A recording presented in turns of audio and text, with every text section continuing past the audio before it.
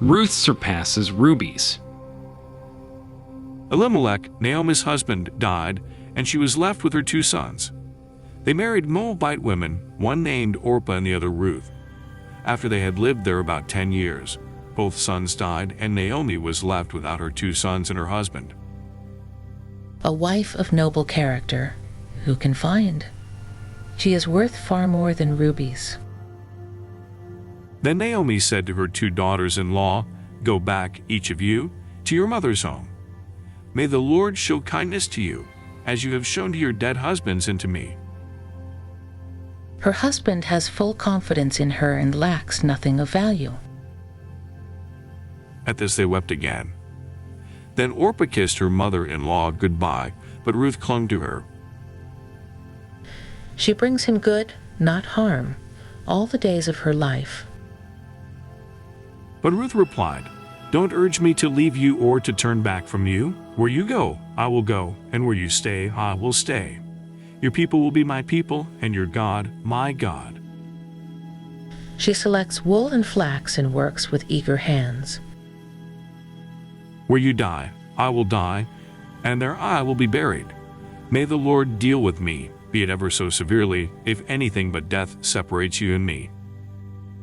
She is like the merchant ships, bringing her food from afar. So Naomi returned from Moab, accompanied by Ruth the Moabitess, her daughter-in-law, arriving in Bethlehem as the barley harvest was beginning. She gets up while it is still dark. She provides food for her family and portions for her servant girls. And Ruth said to Naomi, "Let me go to the fields and pick up the leftover grain behind anyone in whose eyes I find favor." She considers a field and buys it, or of her earnings she plants a vineyard. So she went out and began to glean in the fields behind the harvesters.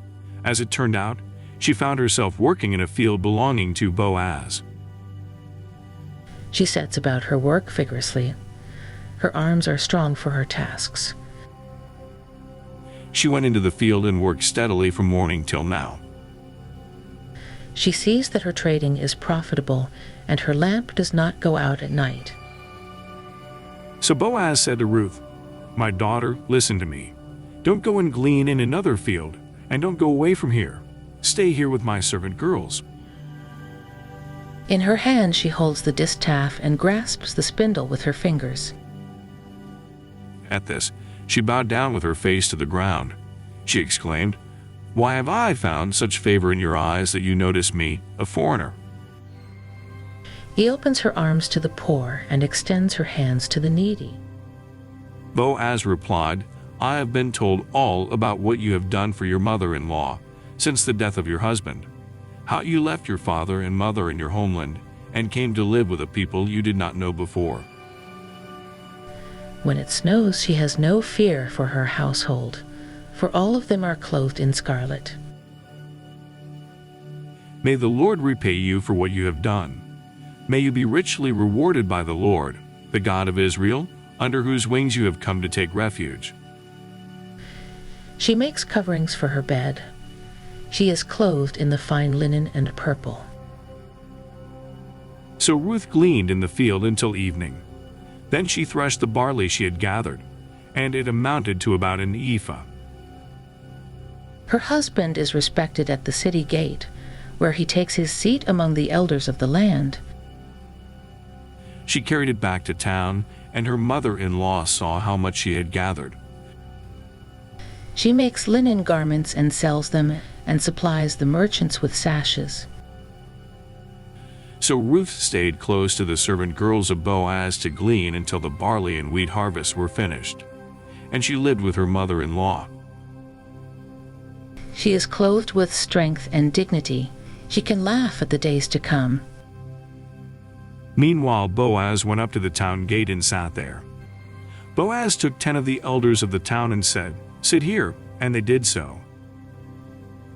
She speaks with wisdom, and faithful instruction is on her tongue. Then Boaz announced to the elders and all the people, "Today you are witnesses that I have bought from Naomi all the property of Elimelech and sons. I have also acquired Ruth the widow as my wife, in order to maintain the name of the dead with his property, so that his name will not disappear from among his family or from the town records. Today you are witnesses. She watches over the affairs of her household and does not eat the bread of idleness. Then the elders and all those at the gate said, "We are witnesses. May the Lord make the woman who is coming into your home like Rachel and Leah, who together built up the house of Israel." Her children arise and call her blessed, her husband also, and he praises her. May you have standing in Ephrathah and be famous in Bethlehem. Many women do noble things, but you surpass them all. So Boaz took Ruth and she became his wife. Then he went to her, and the Lord enabled her to conceive, and she gave birth to a son. Charm is deceptive, and beauty is fleeting, but a woman who fears the Lord is to be praised. Then Naomi took the child, laid him in her lap, and cared for him.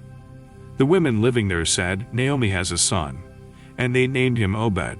He was the father of Jesse, the father of David. Give her the reward she has earned, and let her works bring her praise at the city gate. Does not the Scripture say that the Christ will come from David's family and from Bethlehem, the town where David lived?